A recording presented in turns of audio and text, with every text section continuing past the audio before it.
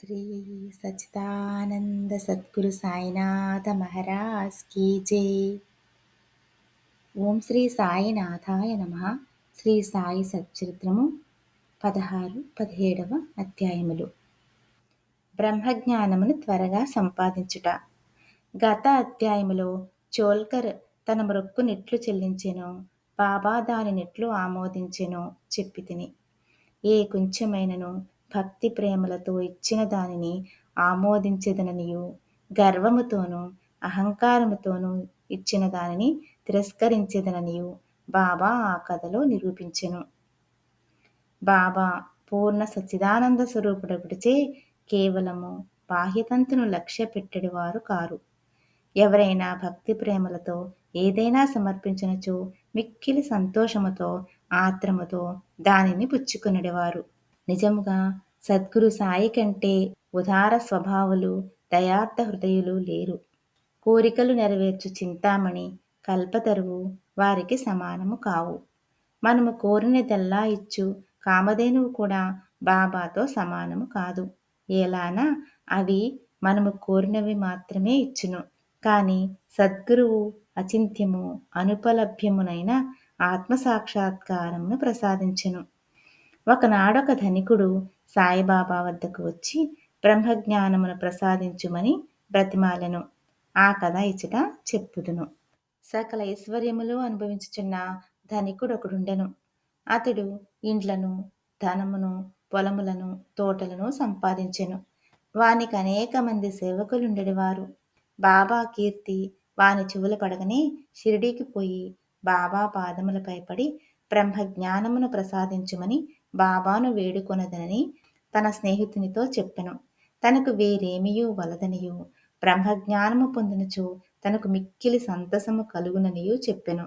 ఆ స్నేహితుడిట్లనెను, బ్రహ్మజ్ఞానమును సంపాదించుట అంత సులభమైన పని కాదు. ముఖ్యముగా నీ వంటి పేరాస గలవానికి అది మిగుల దుర్లభము.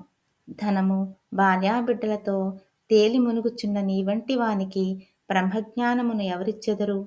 నీవొక పైసా అయినను దానము చేయని వాడివే. నీవు బ్రహ్మజ్ఞానమునకై వెదుకునప్పుడు నీ కోరిక నెరవేర్చువారెవరు? తన స్నేహితుని సలహాను లక్ష్యపెట్టక రాను పోను టాంగాను బాడుగకు కట్టించుకుని అతడు షిరిడీకి వచ్చెను. మసీదుకు పోయి బాబాను చూచి వారి పాదములకు సాష్టాంగ నమస్కారము చేసి ఇట్లనెను, బాబా, ఇక్కడకు వచ్చిన వారికి ఆలస్యము చేయక బ్రహ్మమును చూపెదరని విని నేనంత దూరము నుంచి వచ్చి తిని. ప్రయాణముచే నేను మిక్కిలి బడలి తిని. మీరు బ్రహ్మజ్ఞానమును ప్రసాదించినచో నేను పడిన శ్రమకు ఫలితము లభించును. బాబా ఇట్లు బదులు చెప్పెను, నా ప్రియమైన స్నేహితుడా, ఆతురపడవద్దు. త్వరలో నిప్పుడే నీకు బ్రహ్మమును చూపెదను. నాది నగదు బేరమే కాని అరువు బేరము కాదు. అనేక మంది నా వద్దకు వచ్చి ధనము, ఆరోగ్యము, పలుకుబడి, గౌరవము, ఉద్యోగము, రోగ నివారణము మొదలగు ప్రాపంచిక విషయములనే అడుగుదురు. నా వద్దకు వచ్చి బ్రహ్మజ్ఞానము ఇవ్వమని అడుగువారు చాలా తక్కువ.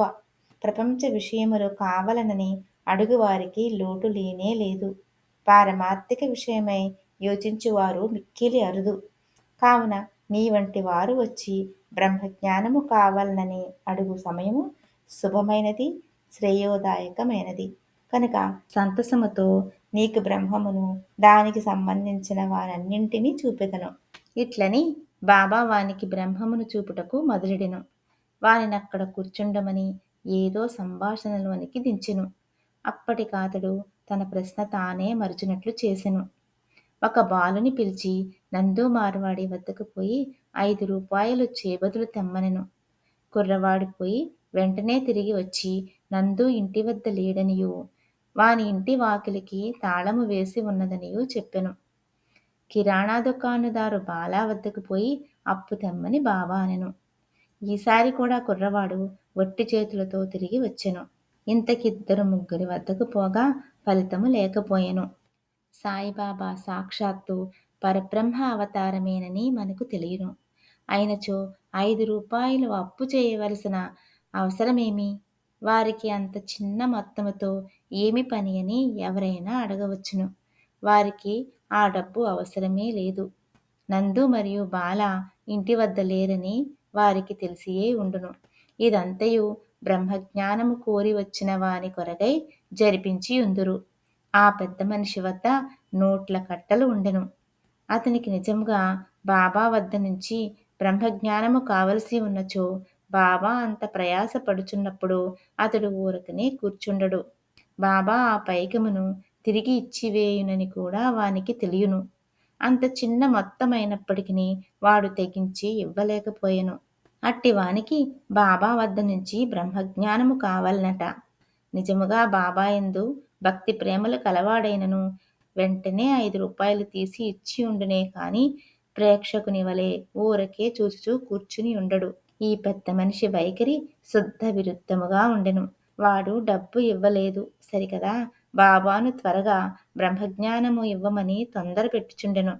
అప్పుడు బాబా ఇట్లనెను, ఓ మిత్రుడా, నేను నడుపుచున్న దానినంతటినీ గ్రహించలేకుంటివా ఏమి? ఇచ్చట కూర్చుండి నీవు బ్రహ్మమును చూచుటకై ఇదంతయు జరుపుచున్నాను.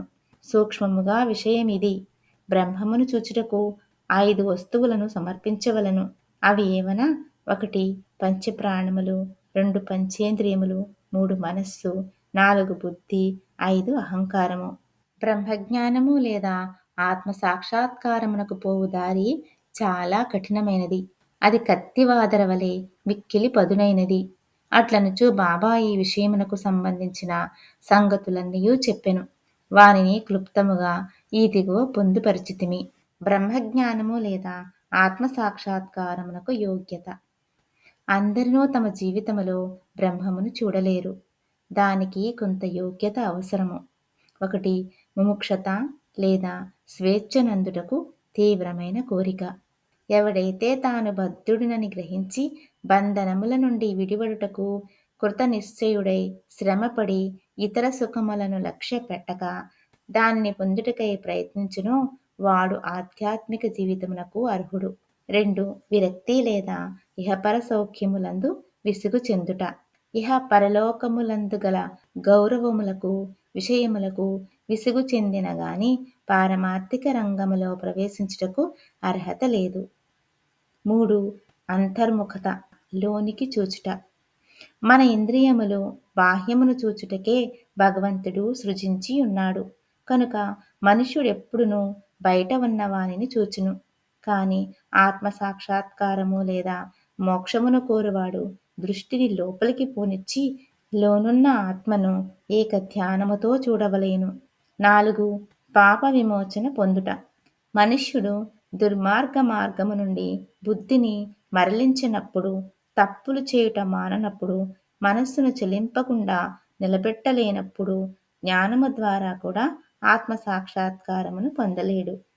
5 సరి అయిన నడవడి. ఎల్లప్పుడూ సత్యమును పలుకుచు తపస్సు చేయుచు లోన చూచుచు బ్రహ్మచారిగా ఉండిన కాని ఆత్మ సాక్షాత్కారము లభింపదు. 6 ప్రియమైన వాని కంటే శ్రేయస్కరమైన వానిని కోరుట. లోకములో 2 తీరుల వస్తువులున్నవి. 1 మంచిది, 2వది ప్రీతికరమైనది. మొదటిది వేదాంత విషయములకు సంబంధించినది, 2వది ప్రాపంచిక విషయములకు సంబంధించినది. ఈ రెండును మానవుని చేరును. వీనిలో ఒకదానినే అతడు ఎంచుకొనవలెను. తెలివిగలవాడు మొదటి దానిని అనగా శుభమైన దానిని కోరును. బుద్ధి తక్కువ వాడు రెండవ దానిని కోరును. 7 మనస్సును ఇంద్రియములను స్వాధీనమందుంచుకొనుట. శరీరము రథము, ఆత్మ దాని యజమాని. బుద్ధి ఆ రథమును నడుపు సారథి. మనస్సు కళ్ళెము, ఇంద్రియములు గుర్రములు. ఇంద్రియ విషయములు వాని మార్గములు. ఎవరికి గ్రహించు శక్తి లేదో, ఎవరి మనస్సు చంచలమైనదో, ఎవరి ఇంద్రియములు అస్వాధీనములో బండి తోలువాని దుర్మార్గపు గుర్రముల వలె వాడు గమ్యస్థానమును చేరలేడు. చావు పుట్టుకల చక్రములో పడిపోవును. ఎవరికి గ్రహించు శక్తి కలదో, ఎవరి మనస్సు స్వాధీనమందున్నదో, ఎవరి ఇంద్రియములు స్వాధీనమందుండునో బండి నడుపువాని మంచి గుర్రము వలె ఎవడు తన బుద్ధిని మార్గదర్శిగా గ్రహించి తన మనస్సును పగ్గముతో లాగి పట్టుకొనగలడో వాడు తన గమ్యస్థానమును చేరగలడు, విష్ణు పదమును చేరగలడు. 8 మనస్సును పావనము చేయుట. మానవుడు ప్రపంచములో తన విధులను తృప్తిగా ఫలాపేక్ష లేకుండా నిర్వర్తించని ఎడల అతని మనస్సు పావనము కాదు. మనస్సు పావనము కానిదే అతడు ఆత్మసాక్షాత్కారము పొందలేడు. పావనమైన మనస్సులోని వివేకము అనగా సత్యమైన దానిని అసత్యమైన దానిని కనుగొనుట. వైరాగ్యము అసత్యమైన దానియందు అభిమానము లేకుండుట మొలకెత్తి క్రమముగా ఆత్మసాక్షాత్కారమునకు దారితీయును. అహంకారము రాలిపోనిదే, లోభము నశించినదే, మనస్సు కోరికలను విడిచిపెట్టనిదే ఆత్మసాక్షాత్కారమునకు అవకాశము లేదు. దేహమే నేననుకునుట గొప్ప భ్రమ. ఈ అభిప్రాయమందు అభిమానము ఉండుటయే బంధనమునకు కారణము. నీవాత్మ సాక్షాత్కారమును కాంక్షించినచో ఈ అభిమానమును విడువవలెను. 8. గురువు యొక్క ఆవశ్యకత. ఆత్మజ్ఞానము మిక్కిలి సూక్ష్మము గూఢమునైనది. ఎవ్వరైనను తమ స్వశక్తిచే దానిని పొందుటకు ఆశించలేరు. కనుక ఆత్మ సాక్షాత్కారము పొందిన గురువు సహాయము మిక్కిలి అవసరము. గొప్ప కృషి చేసి శ్రమించి ఇతరులు ఇవ్వలేని దానిని అతి సులభముగా గురువు నుండి పొందవచ్చును. వారా మార్గమందు నడిచి ఉన్నవారు కావున శిష్యుని సులభముగా ఆధ్యాత్మిక ప్రగతిలో క్రమముగా ఒక మెట్టు మీద నుంచి ఇంకొక పై మెట్టునకు తీసుకుని పోగలరు. 10. భగవంతుని కటాక్షము. ఇది అన్నిటికంటే మిక్కిలి అవసరమైనది. భగవంతుడు తన కృపకు పాత్రులైన వారికి వివేకమును వైరాగ్యమును కలుగజేసి సురక్షితముగా భవసాగరము నుండి తరింపజేయగలడు. వేదమును అభ్యసించుట వల్ల కానీ, మేధాశక్తి వల్ల కానీ, పుస్తక జ్ఞానము వల్ల కానీ ఆత్మానుభూతి పొందలేరు. ఆత్మ ఎవరిని వరించినో వారే దానిని పొందగలరు. అట్టి వారికే ఆత్మ తన స్వరూపమును తెలియచేయునని కఠోపనిషత్తు చెప్పుచున్నది. ఈ ప్రసంగము ముగిసిన పిమ్మట బాబా ఆ పెద్ద మనిషి వైపు తిరిగి, అయ్యా, నీ జేబులో బ్రహ్మము 50 5 రూపాయల నోట్ల కట్ట రూపములో ఉన్నది. దయచేసి దానిని బయటికి తీయుము అనెను. ఆ పెద్ద మనుష్యుడు తన జేబు నుంచి నోట్ల కట్టను బయటికి తీసెను. లెక్క పెట్టగా సరిగా 25 10 రూపాయల నోట్లుండెను. అందరూ మిక్కిలి ఆశ్చర్యపడిరి. బాబా సర్వజ్ఞతను చూచి వాని మనస్సు కరిగెను. బాబా పాదములపై పడి వారి ఆశీర్వాదమునకై వేడెను. అప్పుడు బాబా ఇట్లనెను, నీ బ్రహ్మపు నోట్ల కట్టలను చుట్టిపెట్టుము. నీ పేరాసను లోభమును పూర్తిగా వదలనంత వరకు నీవు నిజమైన బ్రహ్మమును చూడలేవు. ఎవరి మనస్సు ధనమందు సంతానమందు ఐశ్వర్యమందు లగ్నమై ఉన్నదో వాడా అభిమానమును పోగొట్టుకొనంత వరకు బ్రహ్మమును ఎట్లు పొందగలడు?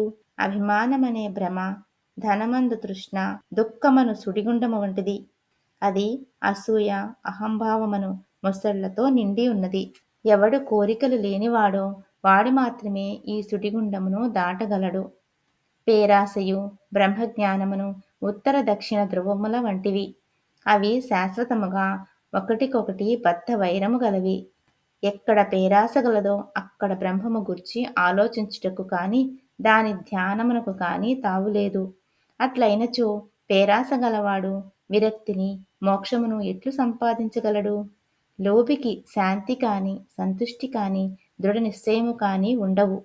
మనస్సునందే మాత్రము పేరాశయున్నను సాధనలన్నీయు నిష్ప్రయోజనములు. ఆధ్యాత్మిక ప్రయత్నములన్నీయు నిష్ప్రయోజనములు.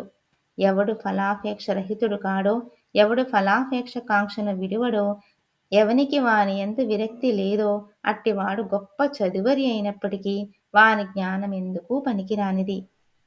ఆత్మ సాక్షాత్కారము పొందుటకు ఇది వానికి సహాయపడదు.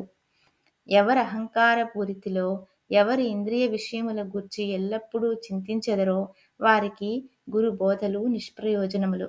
మనస్సును పవిత్రమనర్చుట తప్పనిసరి అవసరము.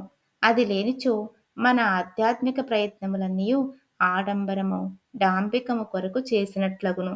కావున దేనిని జీర్ణించుకొనగలడో, దేనిని శరీరమునకు పట్టించుకొనగలడో దానినే వాడు తీసుకొనవలను. నా ఖజానా నిండుగా ఉన్నది.